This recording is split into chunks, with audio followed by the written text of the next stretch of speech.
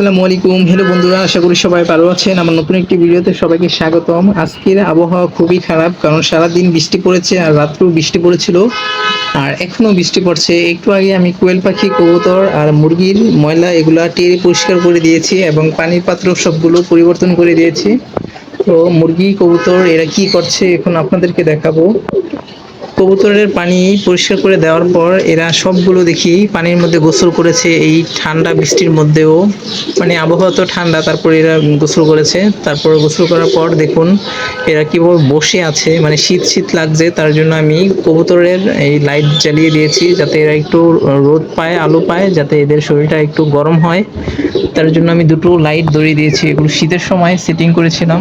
তো দেখুন একটু 10 মিনিটের জন্য ধরিয়ে রাখবো, তাহলে দেখবেন এরা শুকিয়ে যাবে এবং এদের ঠান্ডা একটু কম হবে। না হলে কবুতরের ঠান্ডা লাগলে অনেক রোগ হতে পারে, বা এরা ঠান্ডার জনিত সমস্যার জন্য বেশি মারা যায় কবুতর। এই যে এখনো দুইটা, এই কবুতরের জোড়াটা দুইটা ডিম নিয়ে বসে আছে, আর এটা গোসল করেছে একটু আগে। এই কবুতরগুলো নোংরা দেখা যায়, কারণ হলো এই যে উপরে এই খাঁচাটার টেরেটা এটা লাগতো না, তার জন্য এখন টেরে আর রেখে দেই না। কারণ টেরে পরিষ্কার করা, ময়লা পরিষ্কার করা, আবার ভিতরে ঢোকানো এটা অনেক কষ্ট।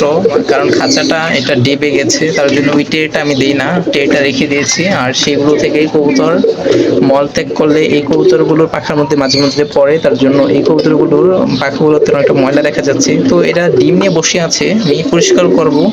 ডিম থেকে বাচ্চা ফোটার 3 থেকে 4 দিন পরে এদের গোসল করিয়ে দেবো, তাহলে পাখাগুলো পরিষ্কার হয়ে যাবে, এটা সমস্যা নেই। আর কোয়েল পাখিকে এখন আমি একটু আগে ফিড খেতে দিয়েছি, তো ফিডগুলো অনেকটাই খেয়ে নিয়েছে। কারণ একটু পর আবার ভাত দিব মুরগিকে, তখন আবার ভাত থেকে, মুরগি থেকে আবার এই সবগুলো কোয়েল পাখি ভাত খায়, এবং শাকসবজি থাকলে শাকসবজিগুলো খায়। আর এই বড় মুরগিটা এটা শীতের জন্য ডিম পাড়েনি আজকে, কিন্তু গরম থাকলে আবার ডিম পারতো, কারণ এদের আবহাওয়া পরিবর্তন হলে এদের শরীরের ডিমের চাহিদা পূরণ হয়। অনেক সময় ডিম পাড়ানোর সময় পারে না, এরকম অবস্থা। এই যে নরকোয়েল পাখিটা কত সুন্দর করে খেতে আসছে ফিডটা। আর এই যে এই বাচ্চাটা আছে, বাচ্চাটা অনেকটা বড় হয়ে গিয়েছে, দেখুন কত সুন্দর, অনেক পুষ্টি পেয়েছে বাচ্চাটা এবং অনেক স্বাস্থ্যবান, কত সুন্দর করে তাকিয়ে আছে।